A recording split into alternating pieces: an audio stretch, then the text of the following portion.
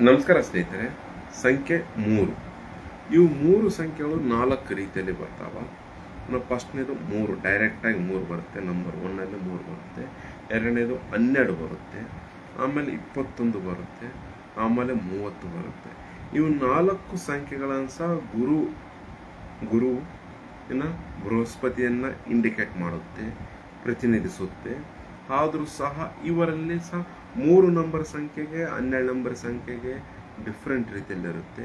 ಮತ್ತು 12 ನಂಬರಿಗೆ ಮತ್ತು 21 ನಂಬರಿಗೆ ಒಂದೇ ರೀತಿಯಿಂದ ಮಿರರ್ ನಂಬರ್ ಆದರೂ ಸಹ 12, 21 ಮಿರರ್ ಸಂಖ್ಯೆ ಆದರೂ ಸಹ ಡಿಫ್ರೆಂಟ್ ರೀತಿಯಲ್ಲಿ ವ್ಯಕ್ತಿತ್ವವನ್ನು ಹೊಂದಿರ್ತಾರ. ಅದಾದ ಮೇಲೆ 30ಗೂ ಅದಕ್ಕೂ 3ಗೂ ಸಹ ಮಿರರ್ ಸಂಖ್ಯೆ ಅಂತ ಹೇಳ್ಬೋದು. ನಾವು 3ಗೂ ಮತ್ತು 30 ಇದು ಸಹ ಡಿಫ್ರೆಂಟ್ ರೀತಿಯಲ್ಲಿ ಅವರ ಬಿಹೇವಿಯರು, ಅವರ ಆಟಿಟ್ಯೂಡು, ನೇಚರ್ಗಳನ್ನು, ಸ್ವಭಾವಗಳನ್ನು ಸಹ ನಾವು ಅಧ್ಯಯನ ಮಾಡಬಹುದು.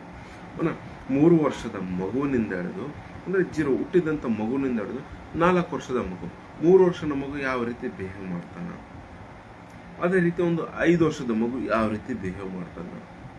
ನಂಬರ್ 3ರಿಂದ ಸಂಖ್ಯೆನೆ 30 ದಿನಾಂಕಂತೂ ಸಹ ತಗೊಳ್ಳಿ, ಇಲ್ಲಿ 12 ತಗೊಳ್ಳಿ, ಇಲ್ಲಿ 21 ತಗೊಳ್ಳಿ, 4 ದಿನಾಂಕಗಳು 3 ಬಂದ್ರು ಸಹ ಅದೇ ಡಿಫ್ರೆಂಟ್ ಇರುತ್ತೆ. ಅವ್ರ ಸ್ವಭಾವನೂ ಸಹ ಡಿಫ್ರೆಂಟ್ ಇರುತ್ತೆ. ಅದೇ ರೀತಿಯಲ್ಲಿ ಅವರ ಲಕ್ಷಣ ಸಹ, ದೇಹದ ಲಕ್ಷಣಗಳು ಸಹ ಡಿಫ್ರೆಂಟ್ ಇರುತ್ತೆ. ಅತಿಯಾದ ವಾದ ಮಾಡೋದು, ಅತಿಯಾದ ವಿಲಕ್ಷಣವಾದ ಲಕ್ಷಣಗಳು ಹೊಂದಿರ್ತಾರ. ಅಜ್ಞಾನದ ರೀತಿಯಲ್ಲಿ ಇರ್ತಾರ. ಜ್ಞಾನದ ಸಂಖ್ಯೆ ಆದರೂ ಸಹ ಅಜ್ಞಾನದ ರೀತಿಯಲ್ಲಿ ಪರಿವರ್ತನೆ ಮಾಡ್ತಿರ್ತಾರ. ಅದಾದ ಮೇಲೆ ಒಂದು 10 ವರ್ಷದ ಆದ್ಮೇಲೆ ವಿತಂಡವಾದಿಗಳು ರೀತಿಯಲ್ಲಿ ಇರ್ತಾರ. ಏನೇ ಹೇಳಿದ್ರು ಸಹ ಜಲ್ದಿ ಕೇಳಲ್ಲ. ತಂದೆ ತಾಯಿನ ಸಹ ಒಂದು 10 ಸತಿ ಹೇಳಬೇಕು ಯಾವುದೋ ಒಂದು ಕೆಲಸನ ಸಹ. ಅದಾದ್ಮೇಲೆ ಒಂದು ಟೀನೇಜಿಗೆ ಬಂದರು ಅನ್ಕೊಳ್ಳಿ, 17 ವರ್ಷದೊಳಗಿರಂತ ಟೀನೇಜಿಗೆ ಬಂದು ಯಾವ ರೀತಿ ಇರುತ್ತೆ ಸ್ವಭಾವ, ಇದನ್ನು ಚಾಯ್ಸ್ ಮಾಡ್ಕೊಳ್ಳಿ, ಇದನ್ನು ಹೋಗ್ಬೇಡಿ, ಇದನ್ನು ಹೋಗ್ರಿ ಅಂದ್ರೆ ಕೇಳಲ್ಲ. ತಮ್ಮದೇ ಹಠತನ, ಮೊಂಡುತನದಿಂದ ಸಾಧನೆ ಮಾಡ್ತಾರೆ. ಯಾವ ನಂಬರ್ಗಳು ಅತಿಯಾದ ಮೊಂಡುತನ ಇರ್ತಾವ, ಅತಿಯಾದ ಮೊಂಡುತನ ಯಾವ ನಂಬರ್ಗಳು ಹೊಂದಿರ್ತಾವ ಅದನ್ನು ಸಹ ನಾನು ನೋಡ್ಬೋದು. ಡೈರೆಕ್ಟ್ 3 ನಂಬರ್ ಅತಿಯಾದ ಮೊಂಡುತನ ಇರುತ್ತಾ, ಇಲ್ಲ 12 ನಂಬರ್ ಅತಿಯಾದ ಮೊಂಡುತನ ಇರುತ್ತಾ, 21 ಅತಿಯಾದ ಮೊಂಡುತನ ಇರುತ್ತಾ, 30 ಇವನ್ನ 12ನ್ನ 21ನ್ನ ಮಿರರ್ ಸಂಖ್ಯೆ ಅಂತ ಹೇಳಿದ್ರು ಸಹ ಡಿಫ್ರೆಂಟ್ ರೀತಿಯ ಸ್ವಭಾವಗಳು ಹೊಂದಿರ್ತಾರೆ.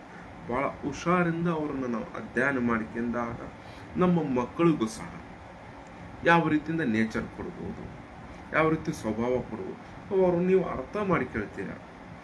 ಟೀನೇಜ್ ಆದಮೇಲೆ ಎಂಗೇಜ್ ಬಂದ್ಬಿಡುತ್ತೆ. 17ರಿಂದ ಪೂರ್ತಿ ಸಂಪೂರ್ಣದ ಎಂಗೇಜ್ ಬಂದ್ಬಿಡುತ್ತೆ. ಆ ಎಂಗೇಜಲ್ಲೂ ಸಹ ಆ ವ್ಯಕ್ತಿ ಯಾರನ್ನ ತಂದೆ ತಾಯಿ ಮಾತುಗಳು ಯಾಕೆ ಕೇಳಲ್ಲ, ಗುರುವಿನ ಮಾತುಗಳು ಸಹ ಯಾಕೆ ಕೇಳಲ್ಲ, ರೀಸನ್ ಪಾಪ ಅವ್ರದ್ದು ಪ್ರಭಾವ ಅಲ್ಲ. ಆ ರೀತಿಯಿಂದ ನಾವು ಅಧ್ಯಯನ ಮಾಡ್ಕೊಂಬನ. ಮಹಾಪರಮ ಶಕ್ತಿ ನಾಳೆ